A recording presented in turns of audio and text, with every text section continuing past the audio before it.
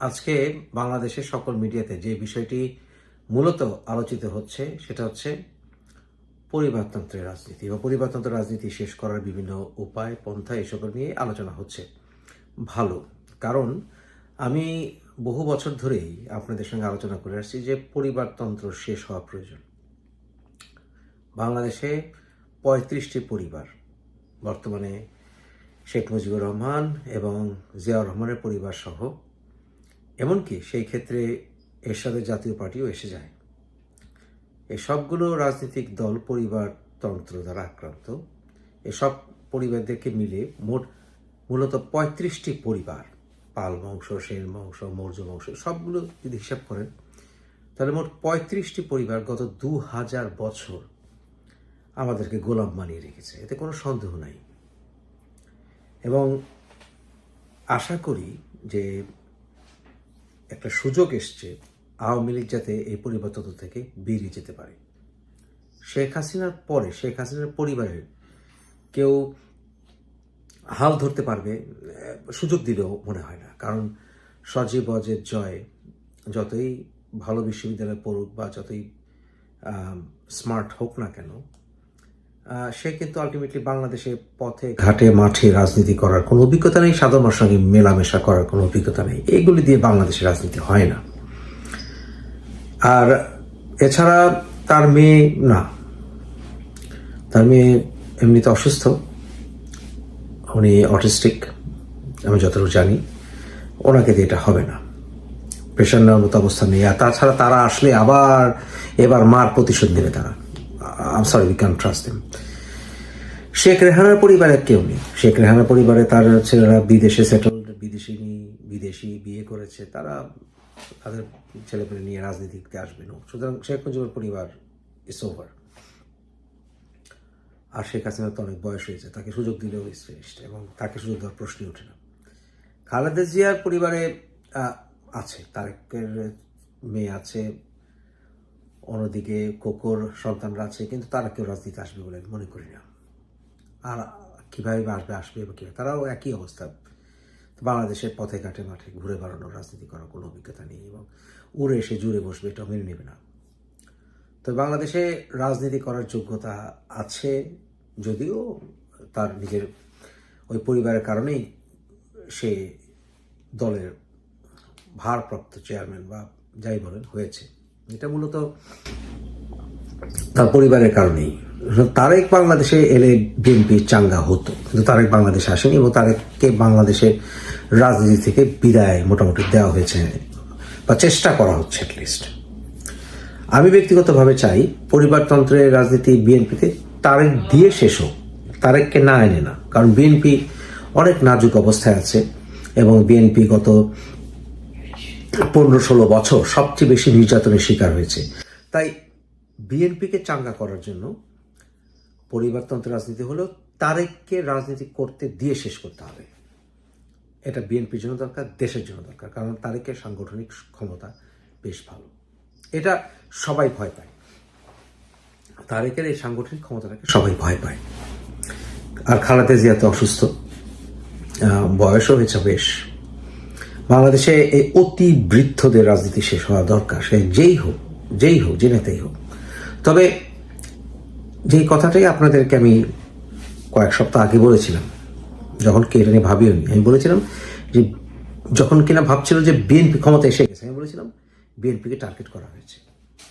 যদি আপনারা Islamic politics কিভাবে হয় এবং পৃথিবীতে এই পলিটিক্সগুলো নিয়ে পড়েন, ইরানকে নিয়ে পড়েন, আপনি যদি তুরস্ক, এমনকি গাদ্দাফি, সাদ্দাম, পাকিস্তান নিয়ে পড়েন, তাহলে ব্যাপারটা খোলাসা হবে।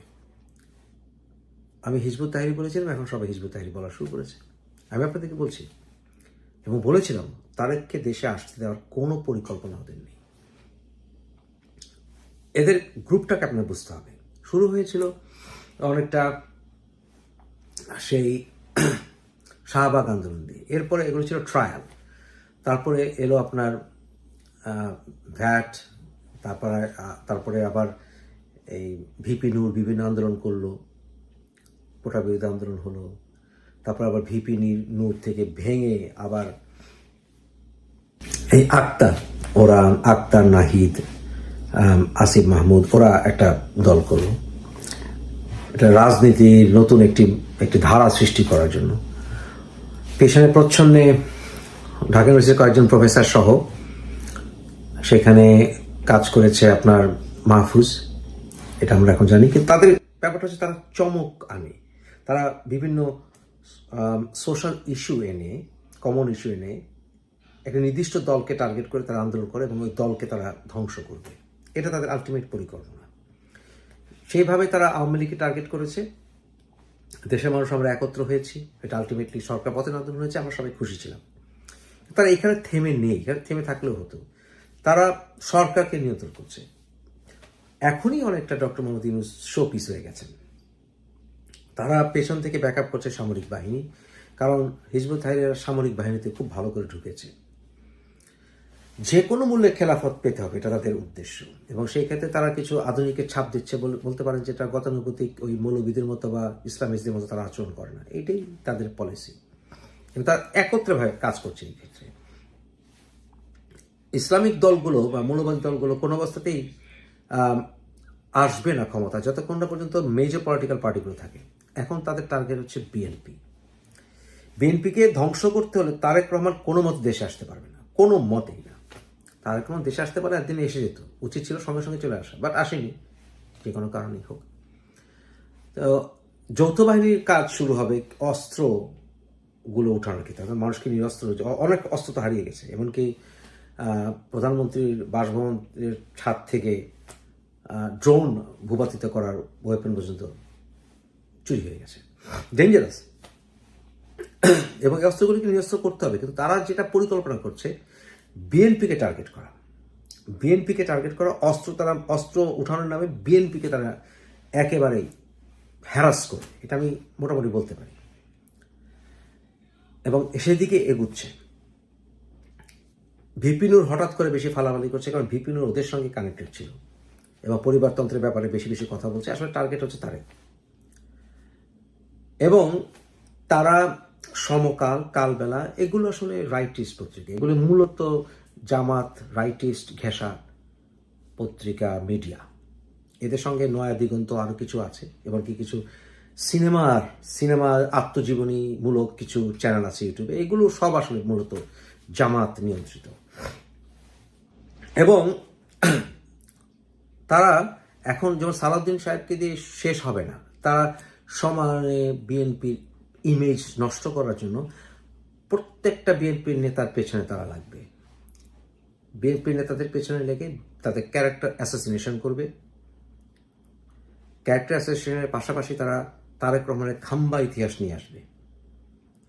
এবং এরপরে তারা বিএনপিকে ধ্বংস করার, ইমেজ ধ্বংস করার রাজনীতি করবে, কিছু পদক্ষেপ নেবে।